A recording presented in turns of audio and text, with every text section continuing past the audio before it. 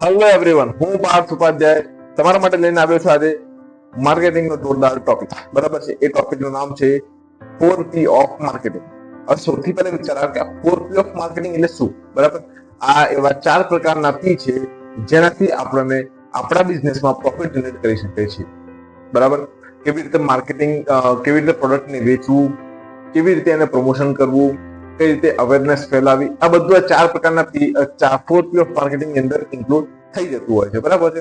તો સૌથી પહેલા તો પ્રોડક્ટ હોવી બહુ જરૂરી છે. એના વગર માર્કેટિંગ નહીં થાય. બરાબર છે. તો સૌથી પહેલા પ્રોડક્ટને આપણે જોઈ લઈએ. તો પ્રોડક્ટ એવી વસ્તુ કે જેનાથી લોકોની જરૂરિયાત પૂરી થાય. ફર્સ્ટ ઓફ ઓલ, જેનાથી લોકોની જરૂરિયાત પૂરી થાય, અને બીજું લોકોના પ્રોબ્લેમ સોલ્વ થાય. અગર એ સર્વિસ છે તે પ્રોબ્લેમ સોલ્વ કરશે.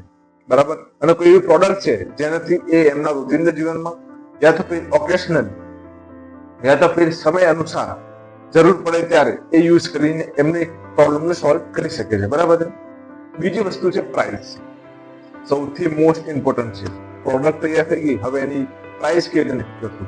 તો પ્રાઇસ આપણે એવી રીતે નક્કી કરી શકીએ કે એ પ્રોડક્ટની જે વેલ્યુ નીકળતી, બરાબર, એ વેલ્યુની કિંમત નક્કી કરવી, અને નક્કી કર્યા પછી બી એ વેલ્યુ કે એક જે પ્રાઇસ છે એ કેવી રાખવી જેનાથી કસ્ટમર એટ્રેક્ટ થાય એવી પ્રાઇસ રાખવી. બરાબર, અફોર્ડેબલ હોય.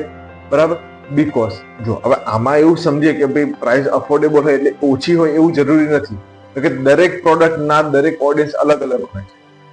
એટલે સૌથી પહેલા તો એ વિચારો કે હરેક પ્રોડક્ટની એક ઓડિયન્સ હોય જેને એ પ્રોડક્ટની જરૂર હોય. બરાબર છે. તો પ્રાઇસ પછી આવશે પ્લેસ. હવે પ્રોડક્ટ બનાવી દીધી, પ્રાઇસ નક્કી કરી લીધી. બરાબર, પછી વેચશો કેવી રીતે?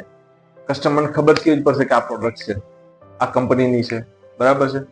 તો સૌથી પહેલા એને કોઈ એક પ્લેટફોર્મ તો આપવું પડશે ને તે અપલોડ કરવા માટે. બરાબર છે. તો સૌથી પહેલા તો એક વેબસાઇટ થઈ શકે. બરાબર, જેની ઉપર આપણે પ્રોડક્ટ કાં તો સર્વિસને મેન્શન કરી શકીએ. બરાબર, પછી એક ઓનલાઈન સ્ટોર. અત્યારે બહુ ટ્રેન્ડમાં ચાલતો ટોપિક છે ઓનલાઈન સ્ટોર. મોસ્ટ ઓફ દરેક પર્સન પોતાનો ઓનલાઈન સ્ટોર હોય જ છે. મોસ્ટ ઓફ પર્સન હોય છે. બરાબર, નથી તો એ લોકો બહુ પાછળ છે. બરાબર, આવી જ રીતે મારા વિડીયોમાં કન્ટિન્યુ આગળ જશું તો હું તમને એ બી બતાવીશ કઈ રીતે ઓનલાઈન સ્ટોર ઓપન કરવો, કઈ રીતે એની પર વર્ક કરવું. બરાબર છે. એવી આપણે જાણકારી, માહિતી મેળવીશું. બરાબર, એટલે ઓનલાઈન સ્ટોર હોવો જોઈએ, વેબસાઇટ હોવી જોઈએ. અત્યારે એમેઝોન ને એ બધા માર્કેટ પ્લેસ આવી ગયા છે. બરાબર, જેની ઉપર આપણે આપણી પ્રોડક્ટ બતાવીને પછી કસ્ટમર સાથે સીધા કનેક્ટ થઈ શકીએ છીએ. બરાબર છે.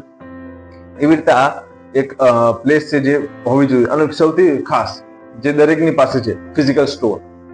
હવે ચોથો પી છે પ્રમોશન. પ્રમોશન શું હોય?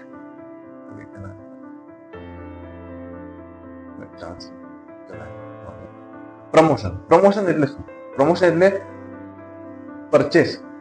કસ્ટમર આપણી પ્રોડક્ટને જોઈ શકે, ખરીદી શકે. બરાબર, અને એને મેળવી શકે. પ્રોડક્ટનું પ્રમોશન કેવી રીતે કરવું? Main point. બરાબર, અત્યારે તો મોસ્ટ ટ્રેન્ડિંગમાં છે. બરાબર, સોશિયલ મીડિયા. દરેક પ્રોડક્ટ સોશિયલ મીડિયા ઉપર છે. દરેક પ્રોડક્ટ કોઈ જગ્યાએ ગોતવાની જરૂર પડતી નથી. બરાબર, દરેકના ઇન્સ્ટાગ્રામ, ફેસબુક, યુટ્યુબ, લિંક્ડઇન દરેકના આઈડી છે. દરેક પ્રોડક્ટના સર્ચ કરો એટલે તરત આવી જશે આખી ડિટેલ સાથે બધું, અને ત્યાંથી તમે ડાયરેક્ટલી એ કંપની સાથે કનેક્ટ થઈને પ્રોડક્ટ મંગાવી શકો છો. બરાબર છે. તો એવી રીતે આ 4 પી છે. સૌથી પહેલા ચલો એકવાર રિવાઇઝ કરી દઈએ આખું પહેલેથી. ફર્સ્ટ ઓફ ઓલ શું આવશે? પ્રોડક્ટ. પછી બીજું આવશે પ્રાઇસ. પછી ત્રીજું આવશે પ્લેસ. અને પછી ચોથું આવશે પ્રમોશન. આ 4 પ્રકારના પી થી તમે તમારા પ્રોડક્ટનું કાં તો તમારા સર્વિસનું માર્કેટિંગ ઇઝીલી કરી શકો છો. બરાબર છે.